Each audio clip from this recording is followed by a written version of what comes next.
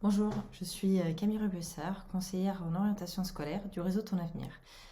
Alors, si je suis là aujourd'hui pour vous, c'est pour démêler le vrai du faux de Parcoursup et à partir de chaque idée reçue, vous donner des conseils pragmatiques pour optimiser vos chances d'intégrer la formation post-bac de votre choix.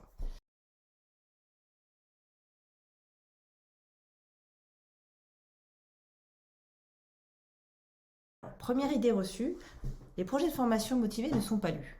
Alors, en effet, vous allez me dire, chaque année, vous êtes plus de 650 000 élèves à postuler. Vous avez la possibilité de faire 10 vœux jusqu'à 20 sous-vœux, possibilité en plus de rajouter des alternances. Euh, donc, en effet, ça fait un sacré nombre de candidatures. Donc, bien évidemment, tout ça n'est pas traité que manuellement, d'accord? Donc, c'est ce qu'on appelle les algorithmes de la plateforme Parcoursup qui va venir faire un premier tri.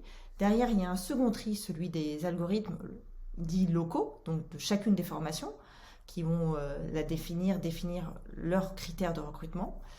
Et dans un troisième temps, on va venir départager de manière plus qualitative et plus humaine les candidatures. Ça passe par la lecture des fiches à venir et la lecture, bien évidemment, de la rubrique centre d'intérêt et mes activités et les projets motivés. D'accord ?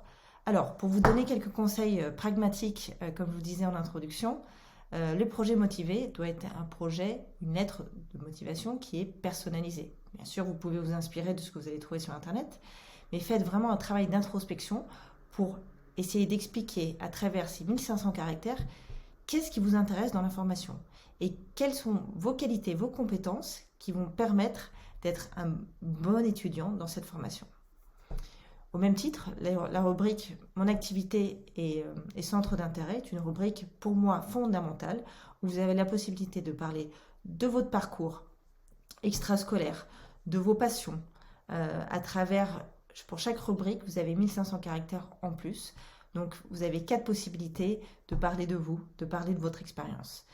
Pour l'encadrement, l'animation, ça peut aller du babysitting, peut-être avec votre diplomation en BAFA. Ça peut être pour l'engagement citoyen d'avoir participé à un travail d'associatif. Vous avez été peut-être délégué de classe. Les expériences professionnelles, parlez de vos stages de troisième ou autres. Pour les pratiques sportives, culturelles, on parle peut-être de jeunes qui sont sportifs de haut niveau, mais pas que. Est-ce que vous avez fait des voyages linguistiques? Est-ce que vous avez pratiqué de manière régulière un instrument de musique? À quel niveau? Tout ça va être des éléments supplémentaires à prendre en compte.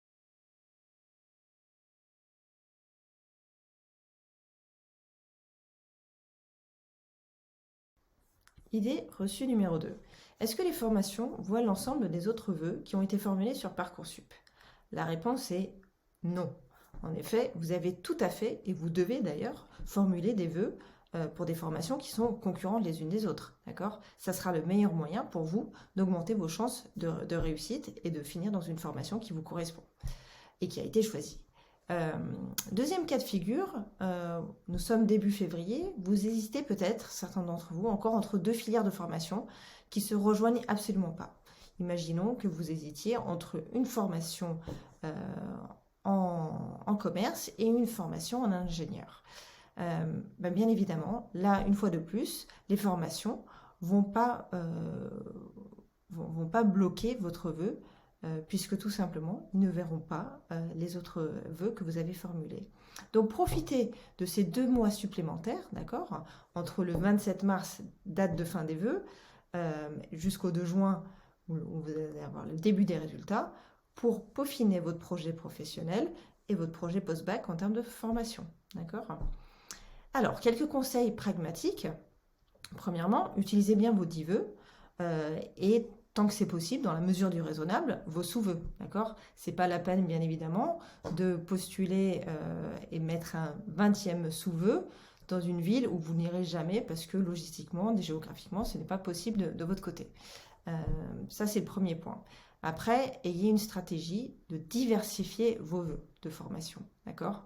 Donc, il s'agit ici de mettre à la fois des formations dites sélectives, mais surtout mettre aussi au moins une formation dite non sélective. Alors attention, dans le non sélectif, il faut veiller à certains points, c'est que certaines licences, malgré leur nom de formation non sélective, sont des formations dites tendues, qui rendent, vous le verrez, hein, les taux d'accès nettement plus bas que sur d'autres types de licences. Donc veillez bien à ce point-là. Par ailleurs, quand vous faites un vœu de licence, veillez également à faire un minima, un vœu de licence dans votre secteur. Ça, c'est très important. Et enfin, pour tous les autres vœux, faites attention au niveau des formations. Quel est le niveau qui est requis? Essayez d'établir le vôtre. Alors, vous pouvez le faire en échangeant avec votre professeur principal, avec des professionnels comme vous pouvez trouver chez Ton Avenir. Vous avez beaucoup d'informations sur les sites, sur les fiches de formation sur Parcoursup, des statistiques sur le dernier rang qui a été accepté l'année dernière, sur les taux d'accès. Tout cela va vous donner des éléments. Et moi, je préconise toujours d'avoir une stratégie dite top and down, c'est-à-dire que vous allez mettre des vœux qui sont à peu près, qui correspondent à votre profil, d'accord, en termes de notes, en termes de fiches à venir que vous pouvez imaginer à quoi elle va ressembler. Et en plus, mettez des formations un peu plus élevées, puisque chaque année Parcoursup, il y a des belles surprises, et également des vœux un peu plus bas pour sécuriser votre Parcoursup, parce que également chaque année, il y a aussi des surprises moins sympathiques.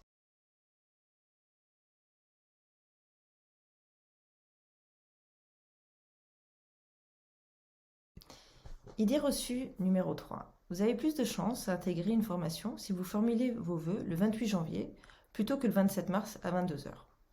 C'est faux.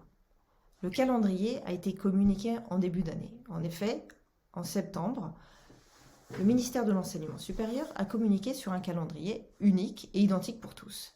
Quelques dates clés, ouverture de la plateforme le 21 décembre, à titre informatif uniquement.